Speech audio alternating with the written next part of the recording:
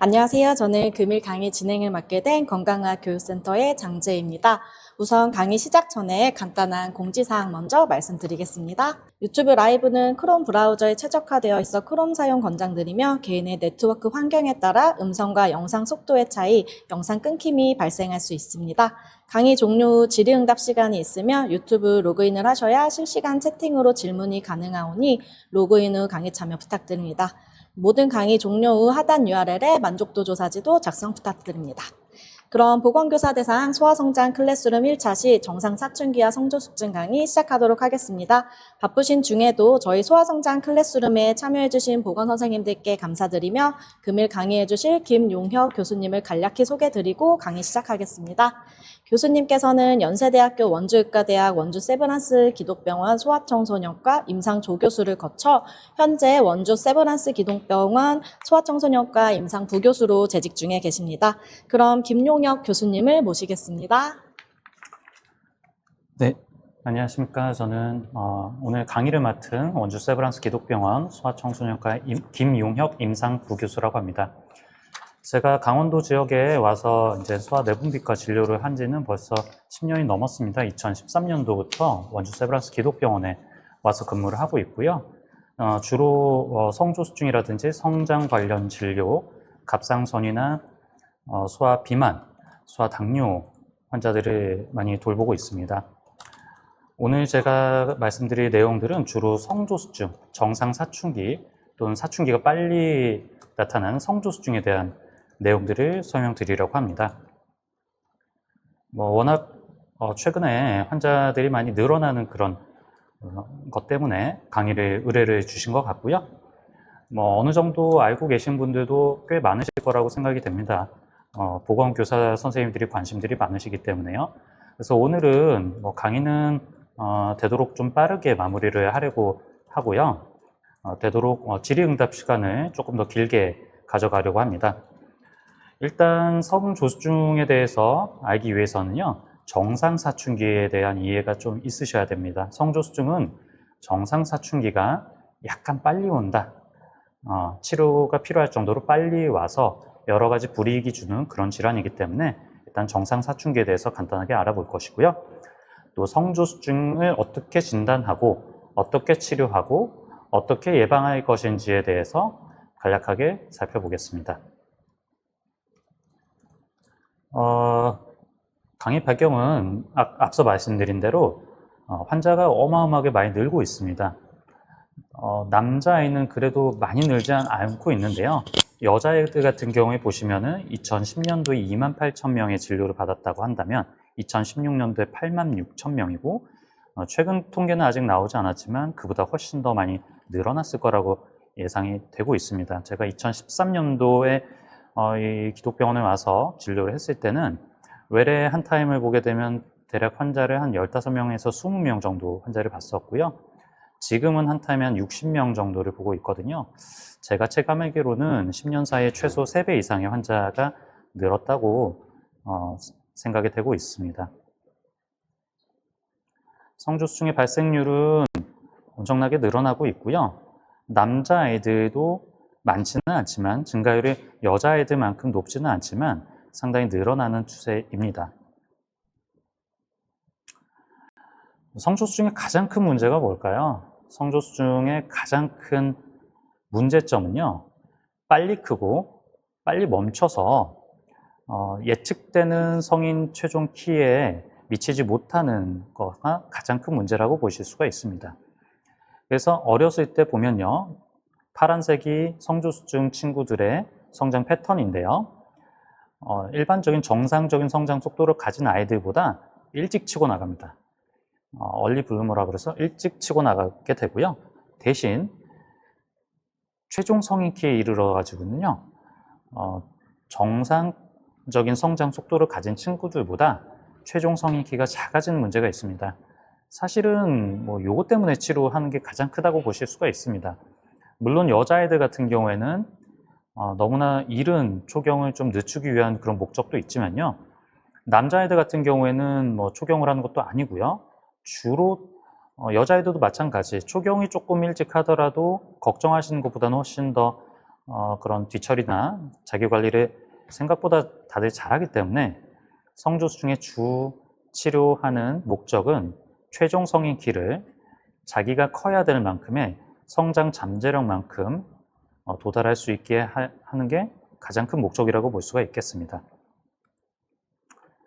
그래서 만 9세 아이들 같은 성조수중 아이를 보면요, 일반적인 친구들보다 훨씬 커요. 일반적인 친구들보다 5cm 이상 더 큰데 치료를 받지 않았을 경우에 현재 예상되는 예측 성인 키 평균이 161 정도 되거든요, 여자 친구들이. 그런데 치료를 받지 않았을 경우에는 5cm 이상, 최소 6cm 정도의 손해를 보게 됩니다. 최종 성인 키에 있어서. 그래서 이건 외국 통계인데요. 여자애들 같은 경우에 치료를 받지 않았을 경우에 평균 150 초반대 정도를 예상을 한다는 것이고, 남자애들 같은 경우에도 역시 마찬가지로 160을 넘기기가 힘들다. 최종 성인 키에 있어서 상당히 키에 있어서 큰 불이익이 있을 수 있다는 점이 중요한 사실입니다. 사실 초경 연령 같은 경우에는요, 유전적인 요소도 상당히 크게 작용을 합니다. 어머니께서 초경을 좀 일찍 하신 편이다. 그럼 아이들도 조금 일찍 할 수가 있는데요. 그거에 플러스 환경적인 요소도 반영이 되게 되어 있습니다. 최근 들어서는 영양이라든지 사회 경제적인 요소가 좋아짐에 따라서 전 세계적으로 초경 연령이 예전에는 17세 때 했던 나라들이 많았었는데 최근에는 13세까지 점점점 빨라지는 경향성을 보이고 있거든요. 그리고 어머니 때랑 지금 아이들 때랑은 또 다릅니다. 그래서 어머니가 만약에 중학교 2학년 때 초경을 하셨다고 가정을 하면 아이들 같은 경우에는 그보다도 최소한 1, 2년 정도 빨리 하는 게 어떻게 보면은 정상적인 초경 연령일 수도 있다는 거고요. 최근 저희 친구들, 우리나라 아이들의 초경 평균 연령은 대략 6학년 정도라고 생각이 됩니다. 그래서 아무래도 어머니 아버지 때에 비해서는 1, 2년 정도는 앞당겨졌다라고 보시면 됩니다. 그래서 이게 그렇게 되기 때문에 이 빨라진 정상 초경 연령을 반영해서 이 성조수중의 진단을 조금 느슨하게 하자라는 그런 주장도 있고요. 초경 같은 경우에는 일반적으로 일단 몸무게 그리고 체내 이 지방의 퍼센트가 올라가야지 할 수가 있습니다. 그래서 비만화 같은 경우에는 다소 좀 일찍 하는 그런 경향성이 있고요. 성조수중 같은 경우에도 마찬가지로 살집이 있는 친구들이 마른 친구들에 비해서 다소 좀 빨리 진행되는 경향은 있지만 마른 친구들이라고 해서 성조수중이 오지 않는 건 아닙니다. 그리고 최근에 이런 경우는 거의 없는데요. 영양이 결핍되거나 아주 심한 운동을 하는 운동선수들 같은 경우에 만성 질환을 갖고 있는 경우에 약간 지연이 보이기도 합니다. 그래서 이제 정상적인 사춘기를 먼저 좀 알아볼 텐데요. 정상적인 사춘기는 일단은 시작을 이 대뇌에 있는 아주 작은 기관인 시상하부와 뇌하수체에서 시작을 하게 됩니다. 그래서 태어나서부터 사춘기 전 연령까지는요, 시상하부 뇌하수체에서 방출되는 성선 자극 호르몬인 방축 호르몬이라든지 성선 자극 호르몬 분비가 상당히 억제가 되어 있습니다. 그런데 이제 생체 신호상 이제 몸에서 어느 정도 지방 퍼센트가 좀 올라감에 따라서 시상하부에서 성선 자극 호르몬 방출 호르몬이라는 게 분비가 되고요. 시상하부에서 이 호르몬이 방출이 되면 이 호르몬이 뇌하수체를 자극을 하고 뇌하수체에서는 이 남자애들 같은 경우는 고환, 여자애들 같은 경우는 난소를 생식선, 성선이라고 하는데요. 성선을 자극하는 호르몬이 이 뇌하수체에서 분비가 됩니다. 그래서 실제로는 시상하부에서 시작해서 뇌하수체, 생식선에 이르는 이 HPG 엑시스라고 하거든요. 이 HPG 엑시스가 정상적으로 발현이 되는 것을 저희가 정상적인 사춘기 호르몬 분비의 시작이라고 보고 있고요. 그래서 요 성선 자극 호르몬 방출 호르몬들을 이용해서 저희가 사춘기의 시작을 알아볼 수가 있고요. 실제로 남자애들, 여자애들이 2차 성징이 발현하게 되는 원인은 성선, 생식선에서 분비가 되는 남자애들 같은 경우에 테스토스테론, 남성 호르몬이죠. 여자애들 같은 경우에 에스트로겐 분비가 일어나면서 2차 성징이 일어나게 됩니다. 또한 저희가 2차 성징이라고 하면은 여자애들 같은 경우에 유방 발달이라든지 이런 초경 같은 것들, 남자애들 같은 경우에는 고환 크기의 증가, 그리고 성기 크기의 변화 같은 것들을 생각을 할 수가 있는데요. 그 이외에도 병원에 오는 어머니들 말씀을 들어보면 머리에서 냄새가 나요 라고 하면서 오시는 경우들도 있고요. 체모가 났습니다, 음모가 났어요 하면서 오시는 경우들도 있어요. 그런데 이 피지 분비의 증가나 체모 발달 같은 경우에는 부신이라고 하는 그 기관에서 분비가 되는 안드로겐 분비가 이 두 가지 증상의 원인이 됩니다. 그래서 이 피지 분비라든지 체모 같은 경우에는요, 이거는 약간 좀 체질적인 것들을 많이 따라가는 경향성들이 있고, 피지 분비가 증가됐다고 해서 또는 음모가 발달했다고 해서 꼭 2차 성징하고 다 연관이 되는 건 아니라는 겁니다. 살짝 좀 늦게 오는 경우도 있고 일찍 오는 경우들도 있기 때문에 이것도 역시 한 가지 중요한 단서가 되지만 결정적인 사실은 아닙니다. 이제 여러 가지 몇 가지 중요한 이벤트들이 있고요. 가장 중요한 이벤트라고 하면은 여자애들 같은 경우는 유방 발달이 시작되는 셀라케를 볼 수가 있겠고, 그 다음에 이제 초경이 있겠죠. 그래서 성장 단계에 대해서 조금 이해를 해주시면 좋은데요.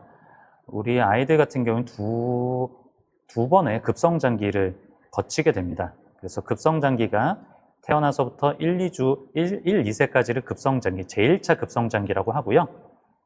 그 이후에는 이제 성장기, 일반적인 성장기라고 하는데, 어떻게 보면 이 성장기는 성장 정체기라고 보시면 됩니다.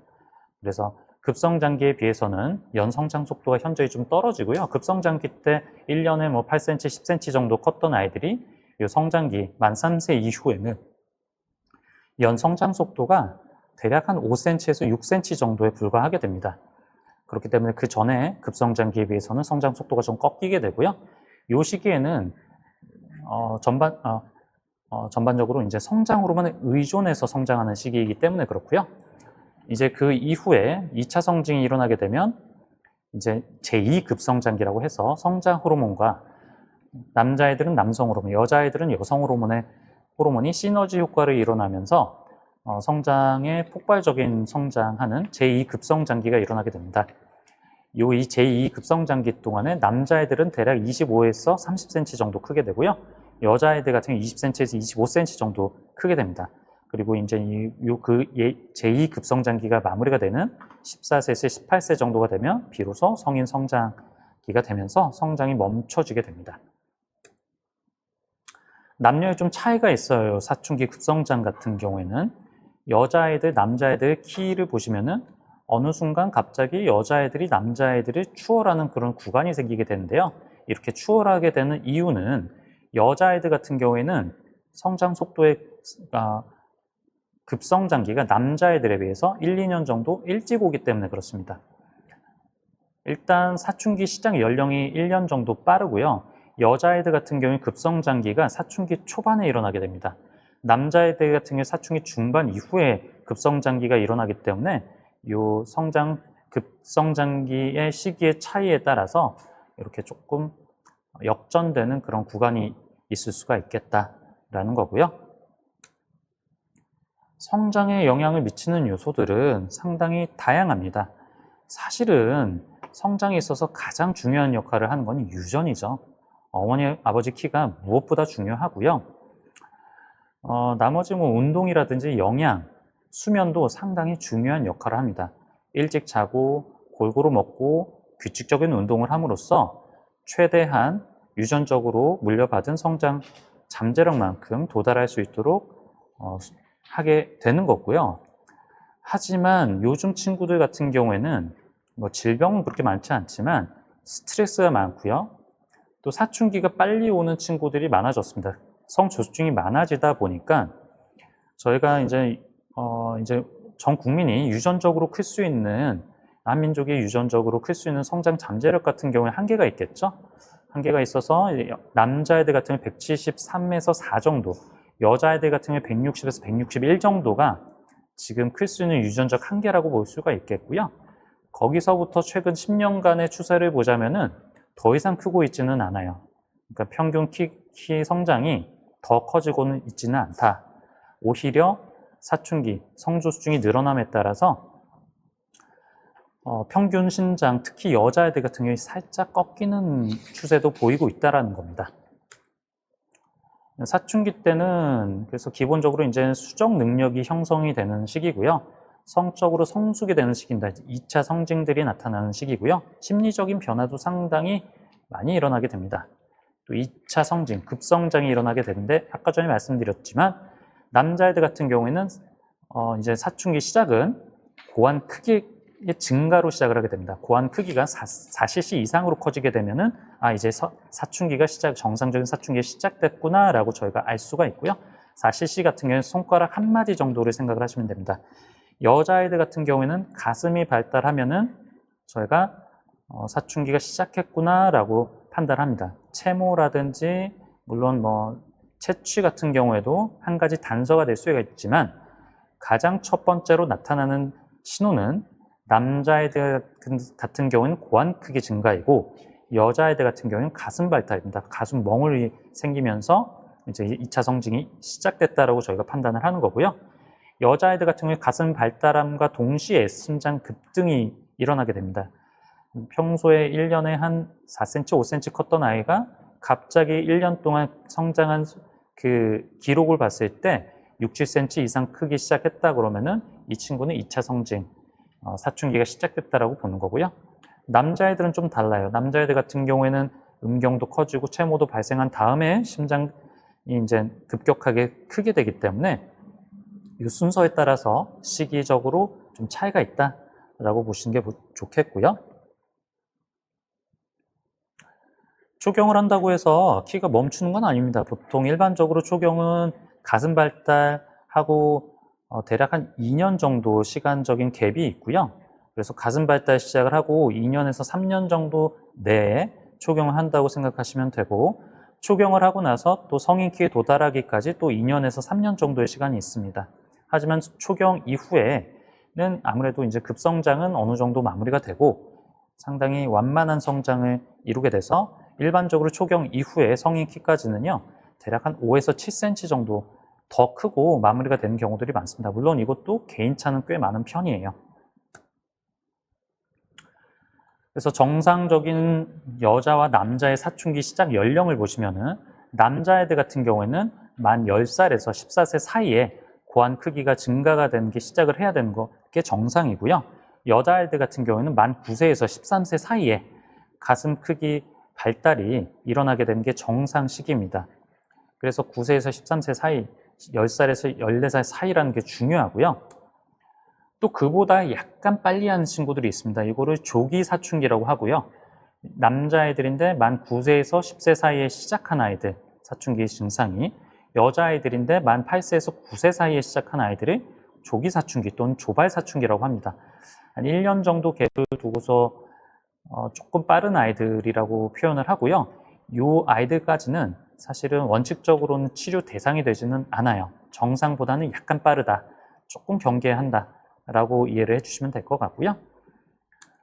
실제로 성조숙증의 진단 기준은 남자 기준으로는 만 9세 이전, 여자아이들 기준으로는 만 8세 이전에 2차 성징이 시작한 친구들을 성조숙증이라고 하고요. 이런 친구들만 치료의 대상이 됩니다. 원칙적으로는 그렇습니다. 원칙적으로 그렇다고 말씀드린 이유는 일부 조기 사춘기 친구들도 치료의 대상이 되기도 하기 때문에 그렇고요. 사춘기 발달 중에 여자아이들, 특히 제일 중요한 거는 가슴 발달인데요. 가슴 발달은 크게 5단계로 나눌 수가 있습니다. 브레스트 스테이지 1은 사춘기 이전 상태로 밋밋한 상태인 거예요. 하나도 만져지지 않고 굴곡이 없는 상태를 말하는 거고요. 브레스트 스테이지 2부터 브레스트 버딩, 몽우리가 잡혔다고 하고 약간의 멍울이 잡히는 겁니다. 멍울 같은 경우에는 사실 비만한 친구들 같은 경우에는 이 시기에는 애매하게 나오기도 하기 때문에 시기를 좀 놓칠 수도 있어요. 3단계 같은 경우에는 이보다는 조금 더 진행된 상태인데요. 유린과 유두가 조금 더 부풀어 오르는 상황이고요. 4단계 같은 경우에는 유방과 유륜 사이, 그리고 유륜과 유두 사이에 두 개의 이런 윤기를 형성한 걸 4단계라고 하고, 5단계 같은 경우는 그보다 더 발달을 해서 4단계 때 생겼던 윤기가 다 사라지는 상태로 5단계라고 합니다. 그런데 어머니들이 이제 멍울이 이제 처음에만 잡히거든요. 2단계에서만 잡히는데 멍울이 사라진 3단계가 됐는데 이제 멍울이 이제 없어졌으니까 그냥 생기다 말았나 보다라고 조금 혼동하시는 경우들이 있고 이 때문에 좀 병원 내원하는 시기가 조금 늦어지는 경우들이 있는데, 멍울 같은 경우에는 양쪽에 다 한꺼번에 동시에 나타나는 경우는 사실 좀 드물고요. 나타났다 안 나타났다 하다가 결국에는 진행되면서 안 만져지는 게 일반적인 겁니다. 그래서 평균 연령이 이렇게 되고요. 이건 앞에서 다뤘던 내용이라서 넘어가도록 할게요. 여자애들이 남자애들보다 시작 시점이 빠르다. 진단을 어떻게 하는지 좀 궁금하실 텐데요. 이거는 이제 왼손 손 엑스레이 사진이고요. 가장 많이 찍는 저희가 골 연령을 왼손 엑스레이를 촬영을 하게 됩니다. 왼손 엑스레이가 가장 뼈가 많고 판독하기가 편리하기 때문에 왼손 엑스레이를 주로 촬영하고 있습니다.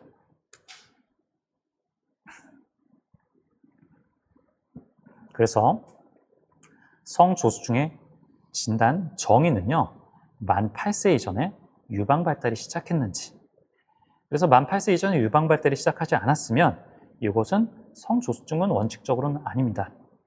그래서 8세에서 9세 사이는 조발 사춘기, 약간 빠른 거고 9세 이후에 발달을 해야지 정상 사춘기라고 말씀드렸었죠. 그리고 9세 6개월 이전에 초경이 나타나는 것도 역시 성조수증이라고 얘기를 합니다. 남자애들 같은 경우에는 만 9세 이전에 고환이 4cc 이상으로 커지는지, 요 4cc가 요 정도 크기가 됩니다. 손가락 한 마디 정도 되고요. 그리고 8세에서 9세 사이에 고환 크기가 커지는 거를 저희가 조발 사춘기, 조기 사춘기라고 하고요. 9세에서 10세 사이에 발달하는 거를 저희가 조기 사춘기라고 합니다. 제가 조금 혼돈해서 말씀드렸네요. 그래서 성조수증의 원인은 굉장히 다양한데요. 가장 많은 퍼센트를 차지하는 게 여아 같은 경우에 특발성입니다. 특발성이라는 얘기는 원인을 모른다는 뜻이에요. 원인은 잘 모르지만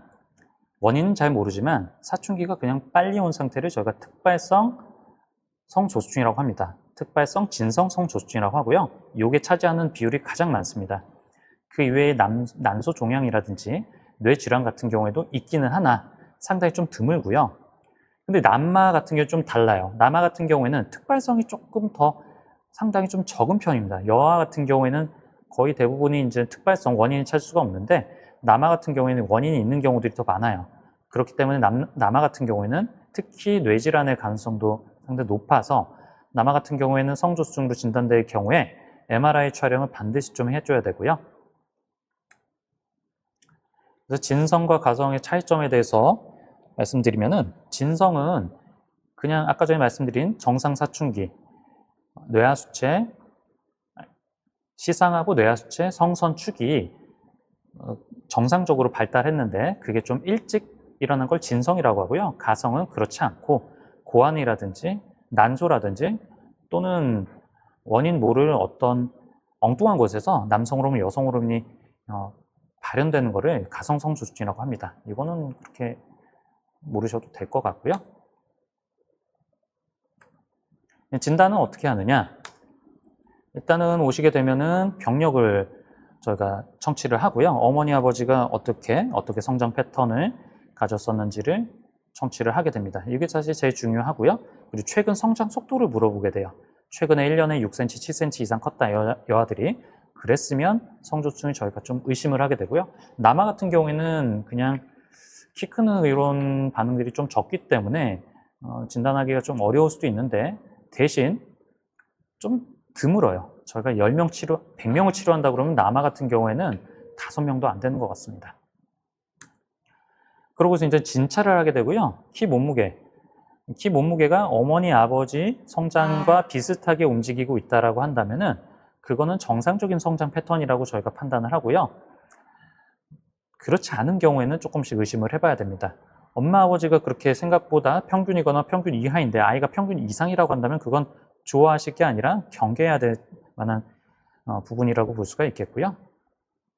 가장 중요한 거는 여자애들 같은 경우 가슴 진찰을 해야 되고 남자애들 같은 경우 고환 크기를 진찰을 해야 됩니다. 그리고 가장 중요한 검사가 뼈 나이를 보는 검사예요. 뼈 나이가 사춘기 때 빨라진 경우들이 굉장히 많습니다. 이런 진찰보다 더 객관적인 평가를 할 수 있는 검사가 뼈 나이 검사이기 때문에 이 검사를 반드시 진행하게 되고요. 그 검사까지 했는데 전반적으로 좀 빠른 게 느껴질 경우에는 저희가 성선 자극 호르몬, 방치 호르몬 자극 검사라는 그런 정밀 검사를 통해서 실제로 HPG 엑시스가 시상하부 뇌하수체 성선 축이 정상적으로 발현이 됐는지를 확인을 하게 되는 검사를 하게 됩니다. 그렇게 하고 나서 만약에 원인이 조금 특발성이 아닌 것 같다. 여자아이들인데 너무 일찍 발현했다. 만 5세, 6세 이전에 발현했다. 남자아이들인데 성조수증이다. 이런 친구들은 전부 다 뇌 MRI 검사를 하게 되고요. 뼈 나이는 상당히 중요합니다. 성조수증 때 최소 2년 이상 빨라지게 되기 때문에 2년 이상 빠르다는 뜻은 2년 이상 빨리 성장이 멈춰질 수 있다는 뜻이고요. 최종 성인 키가 굉장히 작아질 수 있다는 것을 의미를 하기 때문에 뼈 나이 검사가 굉장히 중요하게 됩니다. 실제로 뼈 나이가 빠르지 않으면 저희가 치료를 하지 않기도 합니다. 왜냐하면 뼈 나이가 빠르지 않다라고 하는 친구들은 초경도 생각보다 빠르지 않을 수가 있고요. 최종 성인 키가 생각보다 작지 않을 수가 있기 때문에 치료하는 데 있어서 중요한 기준이 되고 이 성장판이 다 닫힌 이후에는 어떠한 치료도 하기가 좀 어렵습니다. 그렇기 때문에 좀 조기에 진찰하러 진료를 보러 오시는 게 중요하다고 보겠습니다. 그래서 기본적인 혈액 검사를 통해서 저희가 간 기능이라든지 신장 기능, 빈혈 검사, 당뇨병 검사, 갑상선 검사라든지 성장 호르몬 검사 같은 것들을 진행을 하게 되고요. 그리고 성호르몬을 검사를 하게 됩니다. 여자애들은 여성 호르몬, 남자애들은 남성 호르몬, 그리고 뇌하수체에서 분비가 되는 황체 형성 호르몬, FSH, LH, FSH, 프롤락틴 같은 호르몬들을 검사를 하게 되고요. 거기서까지 만약에 조금 의심이 된다, 뼈 나이도 빠르다라고 판단했을 때 비로소 자극 검사라고 하는 정밀 검사를 하게 되고 황체화 호르몬 농도가 이제 어머니들도 이제 수치가 몇이냐고 막 물어보세요. 근데 이 수치 같은 경우에는 자극 검사 결과에서 황체화 호르몬 농도를 저희가 6번 체크를 하게 되는데요. 자극 검사라고 하는 거는 저희가 특정 약물을 주입하고 황체화 호르몬의 농도를 30분 간격으로 체열을 하게 됩니다. 거기서 최대 값이 5 이상일 경우에 진성 성조증을 진단을 하게 되고요. 유랬을 경우에 저희가 치료를 하게 됩니다. 뇌 MRI 같은 경우에는 이제 모든 남자애들 그리고 아주 어린 여자애들 촬영한다고 말씀드렸었고요. 여아이 같은 경우에는 가성 성조증이 의심되는 경우에는 초음파 검사를 필요할 경우에 난소 쪽으로 시행을 하게 됩니다. 이제 치료에 대해서 알아볼 텐데요. 이 치료의 목적은 일단 속도를 늦추는 거예요. 정상 사춘기 시작 연령이 될 때까지 2차 성징의 진행을 좀 천천히 늦춘다. 그럼으로써 빠른 골성숙을 억제해서 지금 당장에는 성장 속도가 조금 줄어들 수 있겠지만 여성 호르몬과 성장 호르몬의 시너지 효과로 지금 급성장을 하고 있는 친구한테 여성 호르몬, 남성 호르몬의 분비를 억제를 시키기 때문에 급성장을 좀 억제를 시켜서 정상적인 또래 친구들이랑 비슷한 성장 속도를 하겠지만 최종 키에 있어서는 자기가 커야 될 만큼의 정상 최종 키를 획득을 하게 하는 게 목적이고요. 여기서 혼돈하시면 안 되는 게 정상 체중 키라고 하는 건 어머니, 아버지 키 정도의 키를 얘기를 합니다. 대략 중간 부모 키 정도를 의미를 하는 거고요. 여자아이들 같은 경우 중간 부모 키를 엄마, 아버지 평균 키에서 6.5cm를 빼서 계산을 하고, 남자애들 같은 경우에 중간 부모 키를 어머니, 아버지 키 평균 키에서 6.5cm를 더해서 계산을 하게 됩니다. 그래서 정상 최종 키라고 하는 거는 부모님 키를 계산을 통해서 측정된, 계산된 중간 부모 키 정도를 획득하는 게 최종 목적이 됩니다. 그리고 아이가 너무 좀 정서적으로 좀 어려워하는 경우에 좀 도움이 될 수도 있다라는 거고요.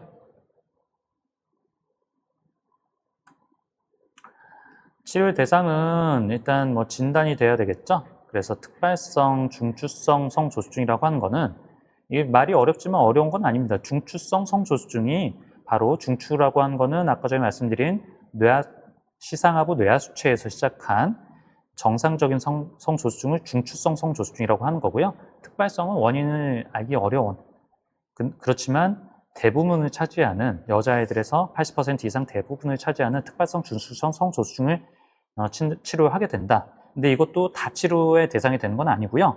성장 속도라든지 골연령, 2차 성징이 빠르게 진행하는 경우에만 치료를 하게 됩니다. 만약에 성조숙증이에요. 만약에 만 8세 이전에 가슴 발달이 된 친구들은 저희가 성조숙증이라고 진단을 할 수가 있는데요. 이 친구가 골연령이 그렇게 빠르지가 않다. 그리고 6개월 간격을 두고서 골연령을 체크를 했는데, 또는 이제 성호르몬 농도라든지 이런 것들을 측정을 했는데 2차 성징이 빠르게 진행을 하지 않고 천천히 진행하게 될 경우에는 치료 대상이 되지 못합니다. 그리고 한 2, 3학년 정도 되는 친구들이 초경을 하는 경우는 이런 경우에는 또 치료를 하게 되고요. 그래서 뭐 뼈 나이가 앞서 있어야지 치료를 할 수가 있고, 호르몬 검사에서 호르몬이 올라가 있어야지 치료할 수가 있습니다. 호르몬이 올라가 있지 않으면 호르몬을 억제할 수도 없단 말이에요. 그래서 치료의 대상이 되지 못하고요. 그리고 또 한 가지, 뼈 나이가 앞서 있으면 앞서 있을수록 예측되는 최종 성인키가 굉장히 좀 작게 측정이 되거든요. 작게 계산이 되는데, 이 예측되는 최종 키가 현저히 작은 경우에 치료 대상이 됩니다. 뼈 나이가 뭐 한 6개월에서 1년 정도밖에 앞서 있지 않은 친구들 같은 경우에는 예측 최종 키가 거의 그대로인 경우들이 있습니다. 거의 중간 부모 키와 비슷한 경우가 있는데, 이런 친구들은 치료 대상이 되지 못합니다. 또 심각한 정신적 문제가 있어서 자기 관리가 좀 어려운 친구들 같은 경우에도 역시 지연 치료의 대상이 될 수도 있습니다. 치료는 이제 GnRH 아고니스트라고 하는 약제를 쓰게 되고요. 이 GnRH 아고니스트라는 지속형 GnRH 아고니스트라고 하는 약물을 주입을 하게 되면 약품마다 좀 다른데요. 어떤 약은 4주 동안 효과가 지속이 되고, 어떤 약은 12주 동안 효과가 지속되고, 최근에 나온 어떤 약 같은 경우에는 6개월 동안 효과가 지속이 되게 됩니다. 그렇게 되면 뇌하수체나 시상하부 뇌하수체에서 분비가 되는 그 성선 자극 호르몬 농도가 굉장히 떨어지게 돼요. 성선 자극 호르몬 농도가 떨어지게 되면 고환이라든지 난소에서 분비가 되는 이런 남성 호르몬, 여성 호르몬의 분비가 억제가 되게 되겠죠. 그렇게 되기 때문에 2차 성징의 발현도 이제 더 이상 천천히 진행이 되게 되는 거고요. 성장 속도도 정상적으로 조금 늦춰지게 되는 겁니다. 그래서 현행 의료보험 기준에 대해서 좀 말씀드릴 건데요. 이 첫 번째 줄이 상당히 좀 헷갈리는 부분이에요. 이게 작년에 사실 이 첫 번째 문장이 추가가 됐는데요. 만 8세 이전에 증상이 발현돼야 된다. 여자아이들 같은 만 8세 이전에 증상이 발현돼야 된다. 성조숙증의 진단 기준이 이거죠. 만 8세 이전에 여자아이들 가슴 발달이 되는 게 진단 기준인데, 이전까지는 이게 없었어요. 이게 없었고, 조발 사춘기이지만 만 9세 이전에 아래 세 가지 조건을 만족하면 보험 적용을 받을 수가 있었습니다. 유발 검사에서 LH 최대값이 5 이상이고, 유방 발달이 2단계만 2단계는 그냥 뭐 몽울 잡힌 정도인데, 몽울만 잡혀 있고, 그리고 골연령이 조금이라도 좀 나이가 많이 진행된 경우에는 이제 치료의 대상이 됐었는데요. 보험 기준이 됐었는데요. 이제 첫 번째 기준이 추가가 되면서 약간 조금 애매해졌습니다. 그래서 만 8세 이전에 의료기관에 방문을 해서 증상이 발현된 거를 저희가 진찰을 하지 못했을 경우에는 이제 보험 기준에서 제외가 된다라는 게 올해부터 조금 달라진 부분입니다. 그 이외에도 요 루프롤렐린이라고 하는 약은 자궁 내막증이나 전립선 암에서도 이런 호르몬 분비에 좀 민감하게 발달되는 그런 질환에 있어서도 쓰여지는 아주 안전한 약제다라는 거고요. 치료를 하게 되면 성호르몬 농도가 감소하게 되고 키 성장 속도가 감소합니다. 키 성장 속도 이전에 비해서 감소한 거는 저희가 의도했던 치료 효과이고요. 그럼으로써 뼈나이 진행 속도가 감소하게 됩니다. 원래 처음 시작했을 때 뼈나이가 2년 앞서던 친구들이 치료를 하게 되면서 6개월 이렇게 1년 6개월, 1년 6개월 이런 식으로 그 격차가 줄어들게 되고, 격차가 줄어들게 돼야지 예측되는 성인기가 증가하게 됩니다. 그리고 몽을 잡혔던 친구들 같은 경우 유방이 작아질 수도 있고요. 고환이 커졌던 친구들 같은 경우 고환이 작아지기도 합니다.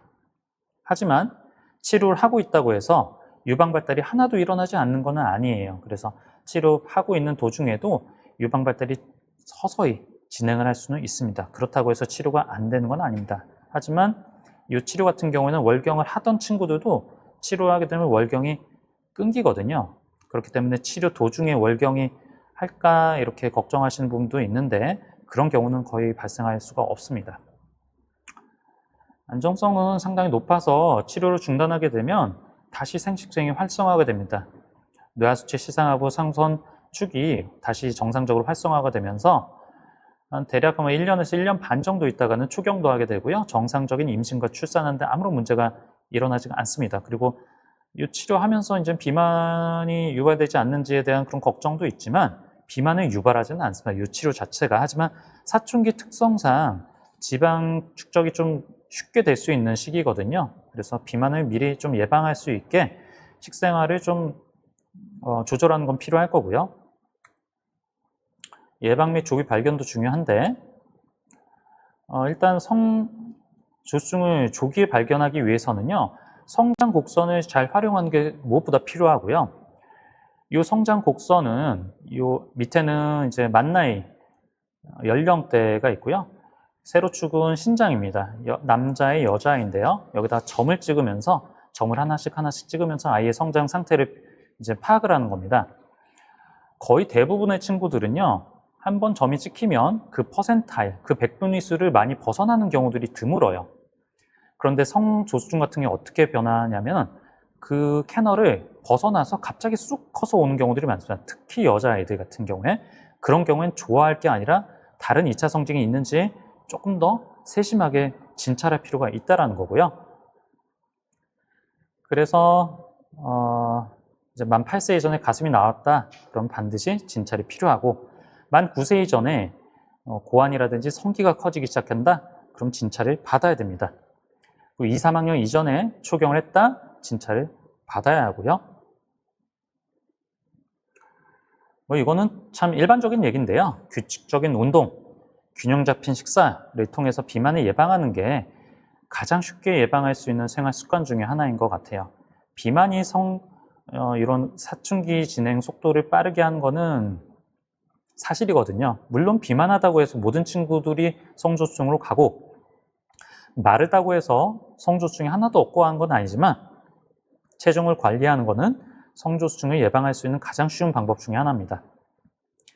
되도록이면 일회용기 사용을 좀 줄여서 환경호르몬에 노출되지 않도록 해야 하고요. 웬만하면 건강식품을 저는 좀 삼가했으면 좋겠어요. 여러 가지 건강식품들, 홍삼이라든지 녹용이라든지 정말 여러 가지 건강식품들을 많이 먹이시는 것 같습니다. 효과가 검증된 식품들 거의 없고요.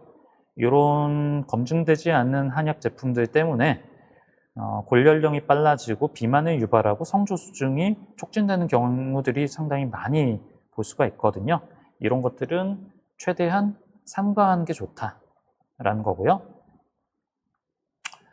그래서 좀 운동의 중요성을 좀 강조드리고 싶습니다. 그래서 저희 학교에서 이제 홍보하고 있는 하하 스마일 운동이고요.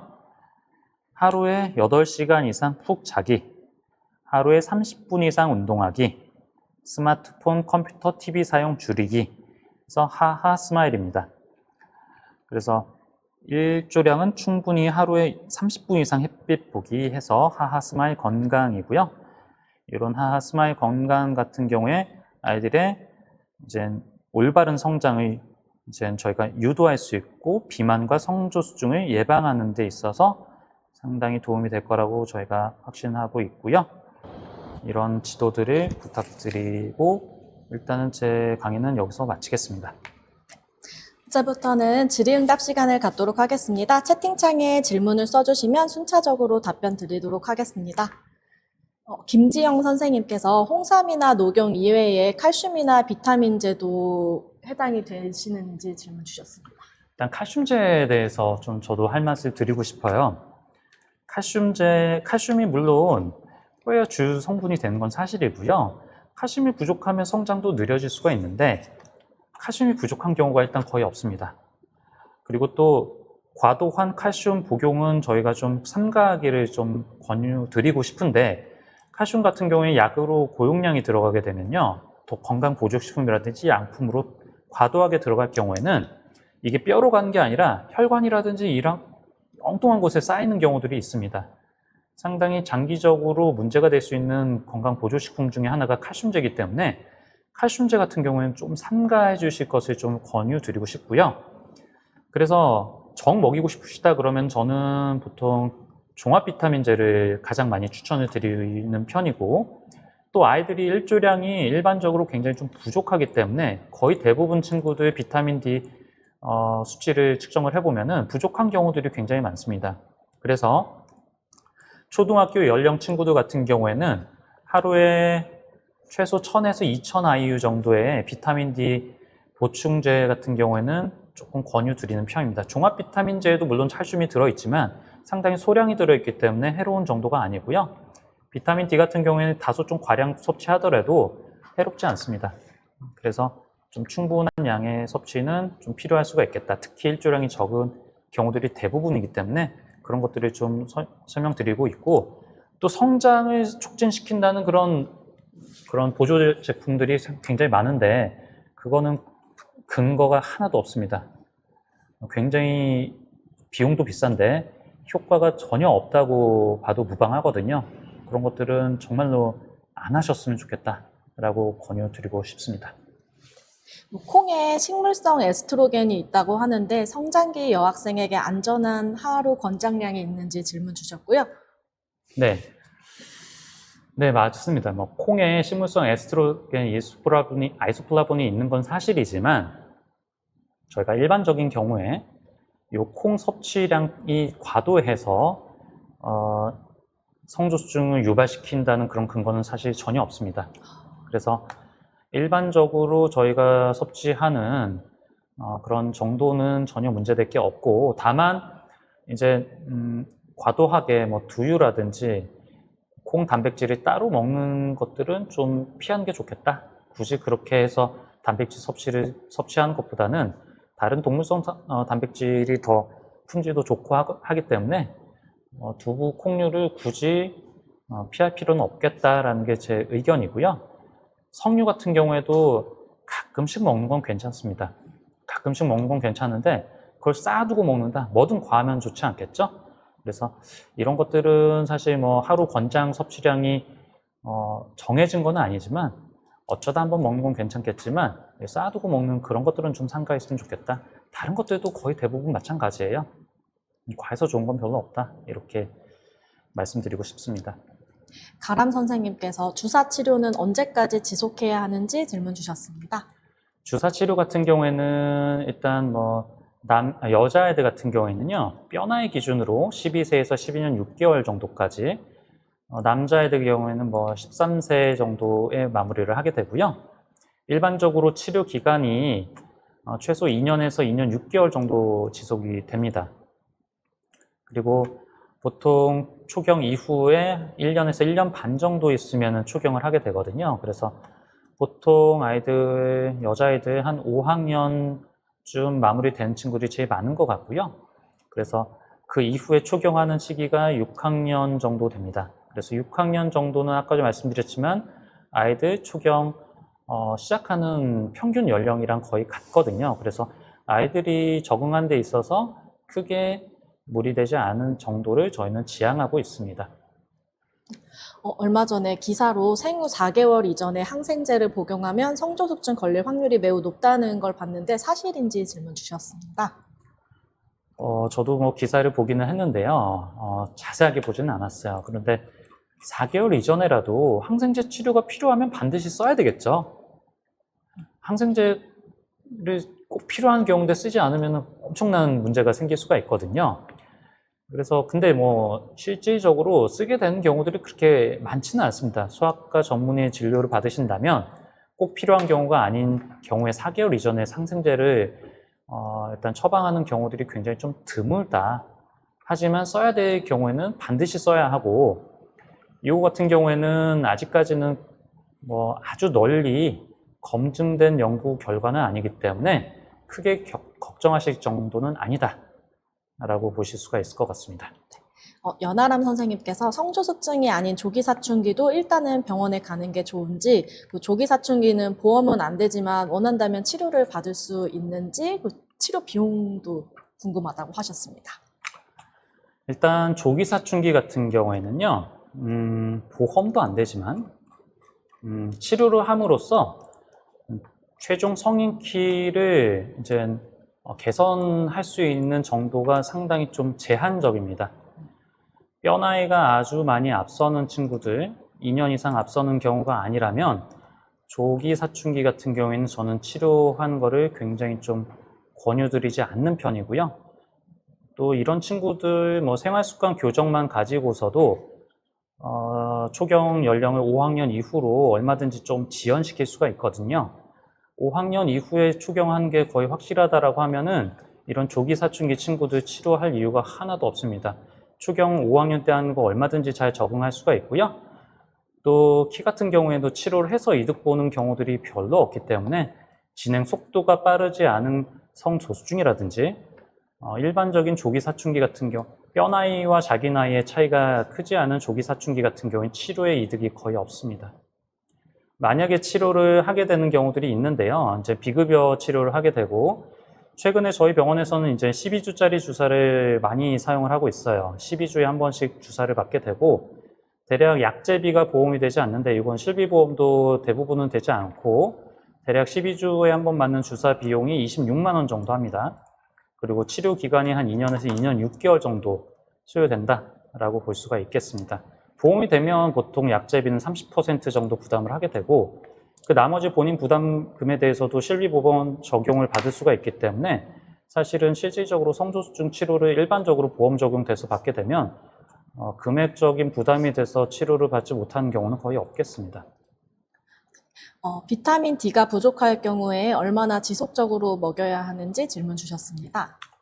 비타민 D는 사실은 지금 저희 우리나라 기준으로는요, 성인 소화할 것 없이 결핍된 경우들이 굉장히 많이 있습니다. 그래서 이거는 꾸준히 먹는 거를 추천드리고요. 전 가족이 쭉 먹이는 거를 좀 권유드리고요. 사실 신생아도 먹어야 됩니다. 비타민 D를. 모유 수유할 경우에는 하루에 최소 400IU 이상 복용하게 되어 있고요. 취약 연령 전 같은 경우에는 저희는 한 800IU에서 1000IU 정도를 권유드리고, 취약 연령 이후에는 2000IU 이상을 저는 권유드리고 있는 편입니다. 성인도 2000IU 정도면 충분합니다.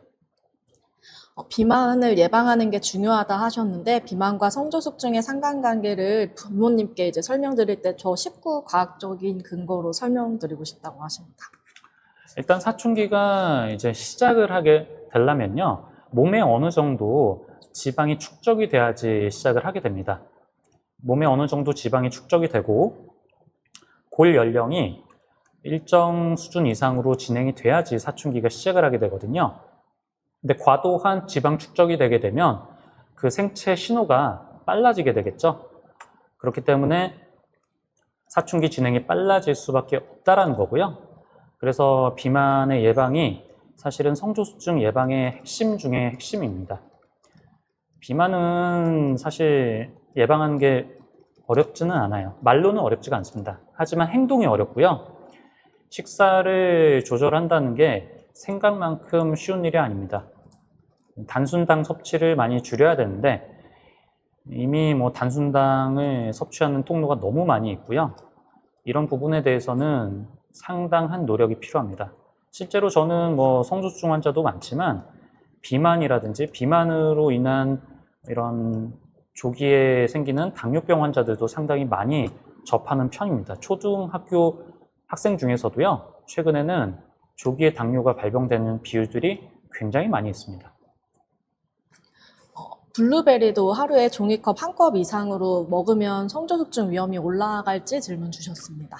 사실 근거는 없습니다. 블루베리 같은 경우에도 뭐 맛도 있고 뭐 좋은 것들이긴 한데 뭐든지 과하면은 좋을 건 없거든요. 이런 베리류, 뭐 석류류 이런 것들이 과해서 좋을 건 없습니다. 하루에 한 컵까지는 크게 문제가 될 것 같지는 않고요. 이에 대한 과학적인 근거는 확실하게 밝혀진 바가 없기 때문에 너무 과도한 두려움을 가지실 필요는 없다고 생각이 됩니다. 보험 적용되지 않은 비용은 아까 설명 주셔서 넘어가고 김종신 선생님께서 성조숙증과 관련은 없는 것 같은데 땀이 너무 과도하게 많이 나는 아이는 혹시 검사를 해야 하는지 질문 주셨습니다. 일반적으로 좀 비만한 아이들이 땀이 많은 편이에요. 비만한 아이들이 기초대사량이 조금 이제 열이 많이 난다고 하죠. 열이 많이 나기 때문에 땀도 많이 나는 편입니다. 땀이 많은 것과 성조숙증과는 전혀 상관은 없습니다. 하지만 비만과는 좀 관련이 있을 수가 있을 것 같습니다. 주사 치료 이외에도 다른 치료 방법이 또 있는지 질문 주셨습니다. 그래서 주사 치료 이후에도 이제 체중을 조절하는 게 상당히 좀 중요한 키포인트 중에 하나거든요. 체중을 조절함으로써 저희가 과도한 골연령과 자신의 나이 차이를 조금씩은 좁힐 수가 있어요. 그래서 운동이라든지 식이를 통해서 체중 관리를 하는 게 상당히 좀 효과를 같이 볼 수 있는 방법이다라고 할 수가 있겠네요. 메아리 선생님께서 저신장일 경우 주사 치료는 최소 몇 세부터 시작해야 하는지, 언제부터 효과가 없는지 질문 주셨습니다. 저신장 같은 경우에는 이제 오늘 논제는 아니지만 빠르면 빠를수록 좋습니다. 시작 시기는 빠르면 빠를수록 좋고요. 그래서 보통 이제 정말로 문제가 되는 경우라면 이제 뭐 영유아 검진을 통해서 만 2살, 3살 되는 친구들도 병원에 오게 돼요. 근데 그렇지 않은 친구들, 일반적인 취약 연령 친구들 같은 경우에는 빠르면 빨리 시작할수록 좋습니다. 뭐 초등학교 입학하기 전에라도 어머니 아버지가 유난히 좀 작다, 예상되는 키가 좀 작은 편이다 그런 경우에는 빨리 시작하는 게 유리할 수 있겠고요. 빨리 시작하고 오래오래 성장판이 닫힐 때까지 오랫동안 지속하는 게 효과적인 방법이 될 수가 있고요. 성조숙증을 치료하고 있는 친구들 중에서도 최종 예상 성인기가 너무 작은 경우들이 있습니다. 특히 어머니 아버지가 또 작은 경우에는 성조숙증 치료랑 같이 병행하는 것도 심각하게 좀 고려를 해야 되고요. 이제 성장판이 다 닫히게 되면 더 이상 이제 쓸 수가 없어요. 이제 그래서 그거는 이제 아이들마다 이제 성장판이 닫히는 시기는 조금씩 다릅니다. 보통 여자애들 14세, 남자애들 골연령 기준으로 15세 이상 정도 되면 성장 호르몬을 투여하더라도 효과를 보기는 좀 어렵다고 봐야 됩니다. 그 성조숙증 치료제를 맞았을 때 체중과 관련한 부작용이 혹시 있는지 질문 주셨습니다. 아까 전에 말씀드렸지만 성조숙증 치료제를 투여함으로써 이제 비만을 유발하는 것은 아니고요. 시기적인 특성상 남자애들, 여자애들 간에 이제 키도 많이 크는 시기지만 체중도 많이 뿔 수 있는 그런 시기입니다. 이제 급성장기 이전에 이제 성장 정체기 때는요, 아이들이 이제 전 연령 통틀어서 가장 마른 시기입니다. 그때도 살이 찐 애들은 정말 좀 드물어요. 물론 그때도 살이 쪘으면 그건 좀 큰 문제입니다. 그런 친구들은 좀 조기에 비만 치료가 좀 필요하다고 볼 수가 있겠고요. 성조숙증 치료에도 좀 방해가 될 수가 있기 때문에 식생활 조절 같은 경우에도 상당히 좀 신경 써서 관리가 필요한 부분이라고 할 수가 있겠습니다. 이예림 선생님께서 홍삼 한약재가 안 좋다고 하셨는데 나타낼 수 있는 부작용을 이제 학부모님들이 문의를 많이 하시는데 한 번만 더 설명해 주시면 감사하겠다고 질문 주셨습니다. 홍삼과 한약재는요, 이게 많이들 착각하시는 게 뭐냐면은 약이 아니라고 생각을 해요. 약이 아니기 때문에 부작용도 없다고 생각을 하시는데 한약재도 엄연히 약입니다. 근데 저희가 그 성분을 정확하게 몰라요. 성분도 모르기 때문에 부작용도 어떻게 나타날지 예측하기 좀 어려운 부분들이 있는데요. 근데 이제 뭐 여러 가지 한약재 많이 섞여 있는 이제 감초 성분들 같은 경우에는 천연 스테로이드 성분들이고, 그런 천연 스테로이드 성분들이 골연령을 좀 촉진시키고 좀 입맛을 돋궈가지고 체중 증가의 좀 원인이 되기도 하고요. 일시적으로는 이제 키가 조금 더 잘 크는 것처럼 그런 착시 효과를 나타낼 수가 있는데, 최종 성인 키에 있어서는 상당히 좀 불리한 게 사실이고요. 홍삼 자체가 뭐 골연령을 뭐 촉진시킨다는 그런 증거는 없습니다. 하지만 대부분 이제 홍삼 제품에 여러 가지 한약재들이 많이 섞여 있습니다. 그래서 그런 한약재들이 어떤 영향 또는 부작용 결과를 초래할지는 저희가 알 수가 없습니다. 그래서 되도록이면은 안 먹는 게 상책이다 라고 볼 수가 있겠네요. 혹시 음란물을 많이 접하는 친구들도 성조숙증과 관련이 있는지 질문 주셨습니다. 이건 또 뭐 근거가 없는 건 아닌데요. 확실하게 이제 연구가 밝혀진 건 아닙니다. 저도 사실은 이 부분에 대해서는 꼭 밝혀보고 싶은 그런 부분들이 하나예요. 아무래도 이제 뭐 아까 전에 초경 연령이 빨라지고 있다라고 했는데, 이게 꼭 영양이 이제 충분해서 또는 비만이 많아져서일 수도 있겠지만, 보시면은 남자애들은 빨라지고 있지 않거든요. 여자애들이 주로 빨라지고 있습니다. 여자애들이 그런 부분에 있어서 분명히 좀 민감하게 반응하는 건 사실이고요. 음란물뿐 아니라 여러 가지 대중 매체에서 자극적인 그런 방송들이 많이 있어요. 그런 것들이 아예 이제 영향이 없다고 하기는 조금 어렵지 않을까. 하지만 이거를 객관적으로 연구하기도 상당히 좀 곤란한 게요. 그러면 이거를 이제 음란물이나 이제 대중매체를 보여준 친구랑 보여주지 않은 친구들을 비교를 해야 되는데, 그런 연구는 실질적으로 하기가 어렵습니다. 도덕적으로 맞지 않은 연구이기 때문에 밝혀낼 수는 없겠지만, 분명히 여자애들이 그런 매체들에 있어서 좀 민감하게 뇌발달, 뇌성숙이 빨라지고 있는 건 사실인 것 같습니다. 성조숙증 주사 치료 시 피해야 되는 음식이나 영양제가 있는지 질문 주셨습니다. 저는 뭐 사실 뭘 가려야 되냐고 물어보면은, 아까 전에 뭐 콩, 석류, 블루베리 이런 거 말씀하셨는데 가릴 거 없다고 설명을 드립니다. 실제로 성조숙증을 유발시킨다고 알려진 그런 검증된 그런 식품이나 약품이 없습니다. 필요한 약품이 있으면 써야 되는 거고요. 항생제 필요하면 써야죠. 영양제는 근데 저희가 꼭 필요한 경우들이 별로 없습니다. 비타민 D를 제외하고서 부족하게 되는 경우들이 거의 없어요. 칼슘 포함해가지고요. 검사를 해봤을 때. 그래서 저는 뭐 비타민 D 정도만 먹어도 상관없다. 그리고 꼭 피해야 되는 그런 음식들은 없지만, 비만을 유발할 수 있는 단순 당 제품들은 피하는 게 좋고, 그런 것들이 비만도 예방할 수 있지만, 저희가 성장 호르몬의 분비를 억제하는 것도 그런 단순 당 제품들이거든요. 혈당이 올라가게 되면 성장 호르몬 분비, 특히 야간에 성장 호르몬 분비를 상당히 좀 방해를 하게 됩니다.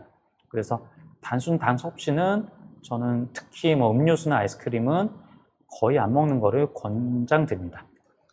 황명희 선생님께서 마트에서 판매되는 대부분의 육류들은 사육 시 성장 호르몬 투여를 하고 있다는데 이것도 연관이 있는지, 그리고 성장 호르몬 투여한 소의 우유도 연관이 있는지 질문 주셨습니다. 성장 호르몬 같은 경우에는 이제 저희가 입으로 섭취를 하게 되면은 기본적으로 그거는 단백질 펩타이드 구조로 되어 있기 때문에 이게 흡수가 되지는 않습니다. 저희가 주사로 주는, 그래서 성장 호르몬을 먹는 거는 불가능하고 주로 주사로 주게 되거든요. 그렇기 때문에 이게 뭐 근거가 있는 얘기는 아닙니다. 당연히 그런 호르몬 제품들을 사용한 육류 제품들이 좋지 못할 수 있겠다라고 추정은 할 수 있겠지만, 호르몬의 구조상 입으로 먹게 되면 다 소화가 돼버리기 때문에 이것도 역시 뭐 근거가 있는 얘기는 아닐 것 같아요. 마지막으로 최한 선생님께서 4주, 12주, 6개월 주사제의 효과나 부작용이 혹시 차이가 있는지 질문 주셨습니다. 사실 차이는 거의 없는 걸로 보입니다. 저는 4주짜리, 12주짜리, 6개월짜리 주사제를 골고루 사용을 하고 있고요. 그렇지만 이제 편의성 측면에서는 4주짜리는 굉장히 편의성이 좀 낮습니다. 아이들이 4주마다 한 번씩 이제 병원에 내원을 해서 주사를 맞아야 되기 때문에 최근에는 4주짜리 주사는 거의 맞고 있지는 않고요. 근데 이전이랑 비교했을 때 12주짜리 주사 같은 경우에는 용량이 조금 많은 게 사실이고, 용량이 많다 보니 초기에 조금 주사를 맞았을 때 약간 볼록해지고 좀 국소적인 부작용, 좀 붓는 부작용 같은 경우에는 4주짜리에 비해서 통증도 조금 더 있는 편이고, 국소적인 부작용이 4주짜리에 비해서는 조금 더 심하게 나타날 수 있는 가능성이 높은 건 사실이지만 다 그런 건 아니고, 그거에 비해서 편의성이 월등하게 높기 때문에 효과 측면에서도 거의 차이가 없는 걸로 보입니다. 그래서 저는 12주 이상 주기를 가진 치료를 최근에는 거의 90% 이상 환자들한테 좀 권장드리고 있는 편이고요. 큰 차이는 없는 걸로 보여집니다. 이것으로 보건교사 대상 소아성장 클래스룸 1차시 교육을 마치도록 하겠습니다. 그럼 2차시 소아내분비 교육일에 또 뵙도록 하겠습니다. 귀한 시간 내어 강의해주신 김용혁 교수님께 다시 한번 감사의 말씀 드립니다. 감사합니다. 감사합니다. 소아성장 클래스룸에 참여해주신 보건선생님들께 감사 말씀드리며 향후 보다 나은 교육 내용으로 거듭나고자 만족도 설문조사를 마련하였습니다. 유튜브 영상 하단의 URL을 클릭하셔서 만족도 조사지 작성 부탁드리며 조사지에 들어가셔야 금일 강의 참석 확인도 가능합니다. 강의 자료는 직접 재산으로 공식적인 허가 없는 외부 유출을 금지하오니 참고 부탁드리며 이것으로 보건교사 대상 소아성장 클래스룸을 모두 마치겠습니다. 감사합니다. 네.